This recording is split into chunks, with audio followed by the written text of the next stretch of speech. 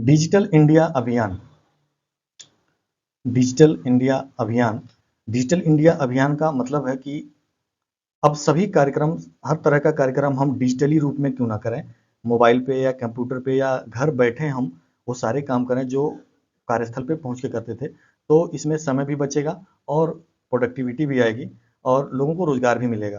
तो digital India अभियान का मुख्य उद्देश्य यह है कि हम हर कार्य को डिजिटली माध्यम से करने की सुविधा प्रदान करें और लोगों को इसके लिए प्रोत्साहित करें कि लोग अपने मोबाइल, इंटरनेट, लैपटॉप के माध्यम से जिस भी माध्यम से कोई काम उपलब्ध है तो उसको उस माध्यम से करें। और क्योंकि इसमें काम फास्ट होता है और रिजल्ट बहुत जल्दी आता है और इसमें टाइम टेकिंग कम होता है। तो डिजिटल इंडिया अभियान के लिए गवर्नमेंट ने क्या-क्या उद्देश्य रखे हैं और इसके अंतर्गत क्या-क्या कार्य किए जा रहे हैं, क्या-क्या सेवाएं लाई गई हैं, इसको हम इसके अंतर्गत देखने वाले हैं। तो डिजिटल इंडिया अभियान की शुरुआत 1 जुलाई 2015 को की गई थी। 1 जुलाई 2015 को भारत सरकार यह एक महत्वाकांक्षी योजना है और प्रधानमंत्री श्री नरेंद्र मोदी द्वारा ये शुरू किया गया था। इसका उद्देश्य भारत को एक डिजिटली सशक्त समाज, ज्ञान आधारित अर्थव्यवस्था में बदलना है। डिजिटल इंडिया के मुख्य उद्देश्य क्या है? डिजिटल बुनियादी ढांचे का विकास करना। इसका बुनियादी ढांचा यह है कि हर व्यक्ति के पास मोबाइल हो, टैबलेट हो या कंप्यूटर हो, उसके पास इंटरनेट सेवा हो और वो उसको चलाने में सक्षम हो। सभी नागरिकों को डिजिटल सेवाएं प्रदान करना, नागरिकों की जो भी जरूरतें हैं उनको डिजिटली रूप से प्रदान करना, जैसे सर्टिफिकेट हो या पढ़ाई लिखाई की सामग्री हो या कोई और जानकारी हो, सूचना हो, तो ये सब लोगों को डिजिटली रूप में प्रोवाइड करना। डिजिटल साक्षरता और डिजिटल सशक्तिकरण करना भी इसका एक उद्देश्य है कि लोगों को डिजिटली कैसे हम साक्षर बनाएं, लोग कंप्यूटर पे, लैपटॉप पे एप्लीकेशन फॉर्म फॉर्म भर सकें, अप्लाई कर सकें, अपनी समस्या लोगों गवर्नमेंट तक पहुंचा सकें। आज गवर्नमेंट, स्टेट गवर्नमेंट बहुत सारी ऐसी पोर्टल शुरू की है जो आप कहीं भी हैं, आपको कोई भी समस्या है, चाहे वो पुलिस से संबंधित समस्या हो या किसी भी प्रकार की समस्या हो, विकलांग है, इससे संबंधित, शिक्षा से संबंधित समस्या हो, स्वास्थ्य से, तो आप घर बैठे गवर्नमेंट के पोर्टल पे जाके अपनी शिकायत दर्ज कर सकते हैं। तो ये सब तभी कर पाएगा जब व्यक्ति उसके व्यक्ति संबंध में उसके पास जानकारी होगी, वो उस चीज़ को जानता होगा, तो वो बहुत अच्छे से उसको कर पाएगा। तो और डिजिटली सशक्तिकरण का मतलब कि हर व्यक्ति के पास इंटरनेट सेवा हो, उसके पास मोबाइल, लैपटॉप या टैबलेट हो जिसके माध्यम से वो ये कार्य कर सके। तो ये 3 इसके प्रमुख उद्देश्य हैं। इसके 9 स्तंभ बनाए गए हैं। इन 9 पॉइंट्स पे काम करना पड़ेगा तो हमारा ये डिजिटली जो डिजिटल प्लेटफॉर्म है, डिजिटल भारत है, वो स्ट्रांग बन पाएगा।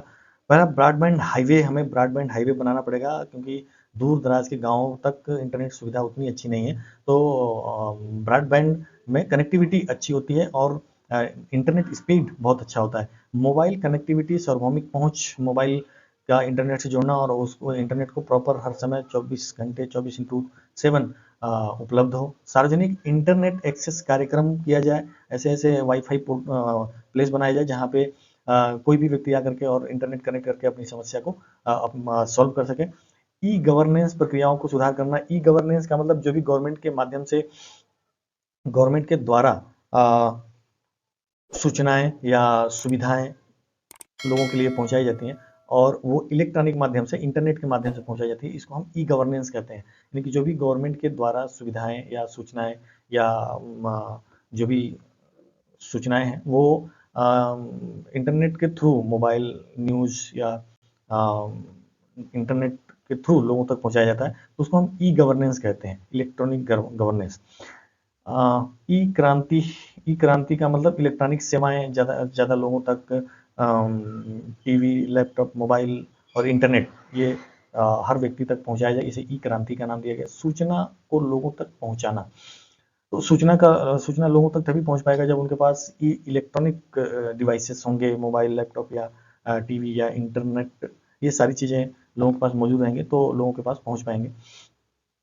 इलेक्ट्रॉनिक्स निर्माण में वृद्धि किया जाए, देश में ही मोबाइल, कंप्यूटर, लैपटॉप बनाया जाए और उसका लोगों तक पहुंच सुनिश्चित किया जाए। आईटी आधारित नौकरियां, इस क्षेत्र में नौकरियों को प्रोत्साहित किया जाए और इसमें बहुत सारे दूसरे देशों के जैसे एप्पल, सैमसंग जैसे कंपनियां भी हमारे देश में मोबाइल और टीवी और अन्य इलेक्ट्रॉनिक कंपोनेंट्स बनाना शुरू किए हैं। डिजिटल साक्षरता को प्रोत्साहित किया जाए, लोगों को डिजिटल रूप से साक्षर बनाया जाए, इंटरनेट, मोबाइल और सॉफ्टवेयर के बारे में लोगों को ज़्यादा से ज़्यादा जानकारी, ट्रेनिंग प्रोग्राम चलाए जाए। तो ये 9 पिलर्स हैं इसके। महत्वपूर्ण आंकड़े देख लेते हैं इस संबंध में, डिजिटल साक्षरता के संबंध में या डिजिटल अभियान के संबंध में। 2024-25 का ये करंट आंकड़ा है। इंटरनेट उपयोगकर्ता 85.3 करोड़ यानी कि 85 करोड़ 3 लाख लोग इंटरनेट का उपयोग कर रहे हैं। डिजिटली भुगतान 14,726 करोड़ लेन देन हुआ है डिजिटली रूप से, यूपीआई हो या कोई भी ऐप के माध्यम से, इंटरनेट बैंकिंग के माध्यम से ऑनलाइन पेमेंट्स हुए हैं। 14,726 करोड़ का लेन देन किया गया है। ऐसे में 23-24 का आंकड़ा है। आधार कार्ड धारक 135 करोड़ से अधिक है। दैट मीन्स की सारी जनसंख्या के पास आधार कार्ड है। कॉमन सर्विस सेंटर 5 लाख से अधिक कॉमन सेंटर सर्विस है, जहाँ पे लोगों के डिजिटली संबंधी या आधार कार्ड या कोई भी पैन कार्ड या किसी भी तरीके का कोई दस्तावेज बनवाना है तो ये इन सेंटर्स पे जाके बनवा सकते हैं। डिजी लॉकर उपयोगकर्ता 21 करोड़ से अधिक हैं। डिजी लॉकर वो होता है जिसमें हम अपने अभिलेखों को, सर्टिफिकेट्स को वहाँ रख सकते हैं। उमंग ऐप 4.5 करोड़ से अधिक लोग ने डाउनलोड किया है। उमंग ऐप सरकार के प्रमाण पत्रों को प्रोवाइड करता है। यदि कि हमें कोई भी सर्टिफिकेट, गवर्नमेंट विकलांगा सर्टिफिकेट, आय सर्टिफिकेट, जाति प्रमाण पत्र, इस तरह के बहुत सारे प्रमाण पत्र चाहिए होता है तो वो उमंग ऐप से भी हम ले सकते हैं। भीम यूपीआई ट्रांजैक्शन, ये यूपीआई ट्रांजैक्शन आप सभी लोग परिचित हैं। सब हर व्यक्ति आज के समय में पढ़ा लिखा व्यक्ति इसका उपयोग कर रहा है। 1800 करोड़ रुपए, 1800 करोड़ रुपए से अधिक का ट्रांजैक्शन हुआ है 2023 और 24 के दौरान। तो ये कुछ महत्वपूर्ण आंकड़े हैं जिससे हम समझ सकते हैं कि डिजिटल इंडिया किस तरह से आगे बढ़ रहा है। प्रमुख पहल गवर्नमेंट के द्वारा आधार को अनिवार्य कर दिया गया है। भारत की सबसे बड़ी बायोमेट्रिक आईडी प्रणाली है। ये भारत के हर व्यक्ति के पास मौजूद है। डिजी लॉकर 5 अरब से अधिक दस्तावेज इसमें स्टोर किए गए हैं। नागरिकों को दस्तावेज डिजिटल रूप से रखने की सुविधा देता है। ये सर्टिफिकेट को डिजिटल रूप से यहाँ रखा जा सकता है। भीम यूपीआई जो पेमेंट करने का एक ऐप है जिसके माध्यम से हम कहीं भी बिना नगद के मोबाइल के माध्यम से पेमेंट कर सकते हैं। यह विश्व की अग्रणी रियल एस्टेट पेमेंट सिस्टम बन चुका है। उमंग ऐप सरकारी सेवाओं को प्राप्त करने का यह एक ऐप है। 1000 से अधिक सेवाएं एक ही प्लेटफॉर्म पर उपलब्ध हैं। ई हॉस्पिटल, ई श्रम, पीएमजीडी, ISHA, जेम पोर्टल, स्वयं, माई गवर्नमेंट, ऐसे बहुत सारे प्लेटफॉर्म हैं जैसे जिस पे हम स्वास्थ्य से संबंधित या शिक्षा से संबंधित जानकारी ले सकते हैं। स्वयं पे ऑनलाइन पढ़ाई होती है। माई गवर्नमेंट पे हम ऑनलाइन सारे जियोज हो या कोई भी कंप्लेन हो तो हम उस पर जाके दर्ज कर सकते हैं। जेम पोर्टल से ऑनलाइन खरीदारी कर सकते हैं।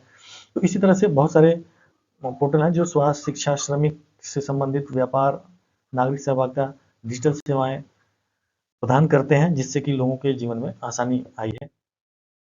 डिजिटल इंडिया के लाभ क्या हुए हैं? तो भ्रष्टाचार में कमी। जब सब चीज़ें ऑनलाइन हो जाएंगी तो वहाँ से हम हटा नहीं सकते हैं। और किसी को आपने कोई मेल किया या कोई पोर्टल पे कोई संख्या दर्ज है तो वहाँ से हम हटा नहीं सकते हैं। और किसी के खाते में यदि कुछ पैसे भेजने हैं तो डायरेक्ट उसके खाते में direct benefit transfer, DBT,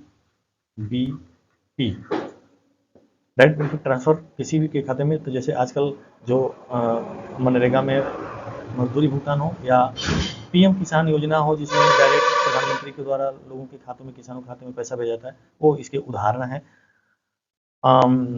gas subsidy भी डायरेक्ट भेजा जाता है, ये उदाहरण है। तो इसमें भ्रष्टाचार में कमी आएगी और डायरेक्ट जो फायदा है जिसको मिलना है उसके खाते में जाएगा। सरकारी सेवाओं में पारदर्शिता और तेजी। लेकिन ये भी देखा गया है कि जो